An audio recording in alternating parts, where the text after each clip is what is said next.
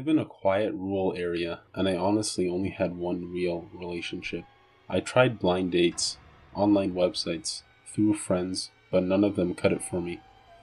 One day my close friend Ashley showed me an app called Tinder. Just so you know, I'm a male, 29 years old, studied in medicine, and I work part-time in a hospital. I'm actually looking for a full-time job, but it's hard to find something in a rural community. Most of the time I stay at home alone, doing chores and playing video games when I'm not working, and quite honestly, I have been looking for someone since forever. My last breakup was back when I was 26. Anyways, I decided to use this app called Tinder. I signed in and did all of the steps to create an account, and surprisingly it was easy to use. All I had to do was swipe left or right. It wasn't until a couple hours until I found a match.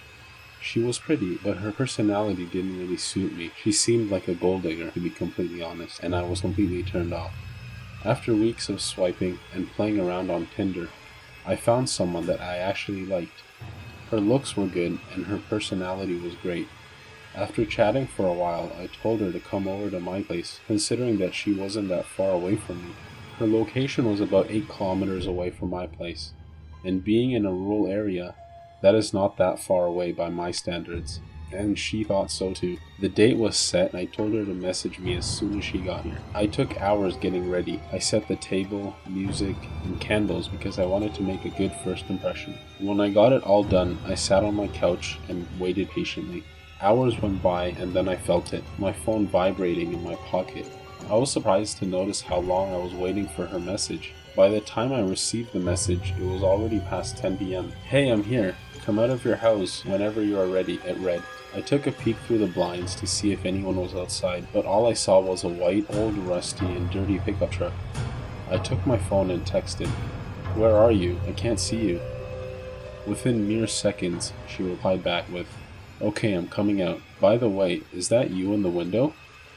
As I read that, I felt my heart skip a beat as I looked out my window only to see a medium-built, at least 5'11" male standing across the street where the pickup truck was. He was holding a phone to his ear, and that's when my phone started ringing. In his other hand, I saw him holding a large object, resembling a baseball bat. I proceeded to lock all the doors in my house when suddenly the phone stopped ringing and a text appeared. It read, come out, wherever you are." Of course I didn't reply, and I just stood there staring at him, not knowing what to do exactly. My phone vibrated and another message popped up. It read, "I know you're in there. If you're not coming out, I'm going in." I quickly swiped my phone and replied, "If you don't leave right now, I'm going to call the cops." I looked back out the window to check if he was leaving, only to realize that he started walking towards my house. That's when my phone vibrated once again. "Not if I can stop you before that." I dropped my phone in fear and looked outside, yet again, only to see him right in front of me. He lifted up his weapon, and I bolted as fast as I could to the back door and left.